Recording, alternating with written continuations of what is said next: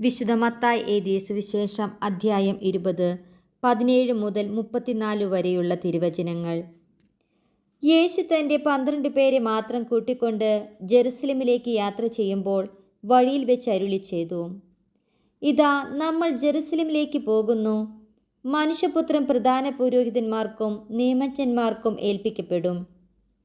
അവർ അവനെ മരണത്തിന് വിധിക്കുകയും വിജാതിയർക്ക് ഏൽപ്പിച്ചു കൊടുക്കുകയും ചെയ്യും. അവർ അവനെ പരിഹസിക്കുകയും പ്രഹരിക്കുകയും ക്രൂശിക്കുകയും ചെയ്യും. എന്നാൽ 3-ാം ദിവസം അവൻ ഉയർപ്പിക്കപ്പെടും.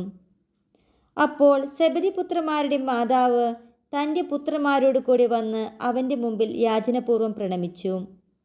അവൻ അവളോട് ചോദിച്ചു: നിനക്ക് എന്താണ് വേണ്ടത്?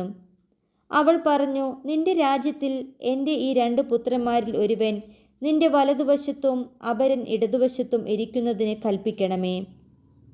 യേശു മറുപടി നൽകി: നിങ്ങൾ ചോദിക്കുന്നതെന്താണെന്ന് നിങ്ങൾ അറിയുന്നില്ല. ഞാൻ കുടിക്കാൻ പോകുന്ന പാനപാത്രം കുടിക്കാൻ നിങ്ങൾക്ക് കഴിയുമോ? അവർ പറഞ്ഞു: ഞങ്ങൾക്ക് കഴിയും. അവൻ അവരോട് പറഞ്ഞു: എൻ്റെ പാനപാത്രം തീർച്ചയായും നിങ്ങൾ കുടിക്കും. എന്നാൽ എൻ്റെ വലതുവശത്തും ഇടതുവശത്തും ഇരിക്കാനുള്ള വരം നിങ്ങൾക്ക് നൽകേണ്ടത് ഞാനല്ല. അത് എൻ്റെ പിതാവ് ആർക്കു വേണ്ടി സജ്ജമാക്കിയിരിക്കുന്നുവോ അവർക്കുള്ളതാണ്. ഇത് കേട്ടപ്പോൾ ബാക്കി 10 പേർക്കും ആ 2 സഹോദരന്മാരോട് അമർഷം തോന്നി. എന്നാൽ യേശു അവരെ അടുത്ത് വിളിച്ച് ഇപ്രകാരം പറഞ്ഞു: വിജാതിയരുടെ ഭരണകർത്താക്കൾ അവരുടെ മേൽ യജമാനത്വം പുലർത്തുന്നുവെന്നും അവരുടെ പ്രമാണികൾ അവരുടെ മേൽ അധികാരം പ്രയോഗിക്കുന്നുവെന്നും നിങ്ങൾക്കറിയാമല്ലോ. എന്നാൽ നിങ്ങളുടെ ഇടയിൽ അങ്ങനെയാകരുത്.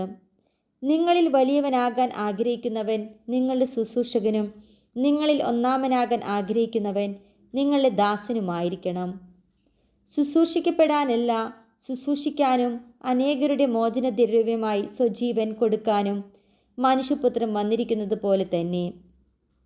അവൻ ജെറീക്കോയിൽ നിന്ന് യാത്ര പുറപ്പെട്ടപ്പോൾ ഒരു വലിയ ജനക്കൂട്ടം അവനെ അനുഗമിച്ചു. യേശു ആ വഴി കടന്നു പോകുന്നെന്ന് കേട്ടപ്പോൾ വഴിയരികിലിരുന്ന 2 അന്ധന്മാർ ഉച്ചത്തിൽ നിലവിളിച്ചു: കർത്താവേ, ദാവീദിൻ്റെ പുത്ര, ഞങ്ങളിൽ കനിയണമേ. മിണ്ടാതിരിക്കാൻ പറഞ്ഞുകൊണ്ട് ജനക്കൂട്ടം അവരെ ശാസിച്ചു. അവരാകട്ടെ, കർത്താവേ, ദാവീദിൻ്റെ പുത്ര, ഞങ്ങളിൽ കനിയണമേ എന്ന് കൂടുതൽ ഉച്ചത്തിൽ നിലവിളിച്ചു പറഞ്ഞു. യേശു അവിടെ നിന്ന് അവരെ വിളിച്ച് ചോദിച്ചു: ഞാൻ നിങ്ങൾക്ക് എന്തു ചെയ്യണമെന്നാണ് നിങ്ങൾ ആഗ്രഹിക്കുന്നത്? അവർ പറഞ്ഞു: കർത്താവേ, ഞങ്ങൾക്ക് കണ്ണുകൾ തുറന്നു കിട്ടണം. യേശു ഉള്ളലിഞ്ഞ് അവരുടെ കണ്ണുകളിൽ സ്പർശിച്ചു. തൽക്ഷണം അവർക്ക് കാഴ്ച കിട്ടി. അവരും അവനെ അനുഗമിച്ചു.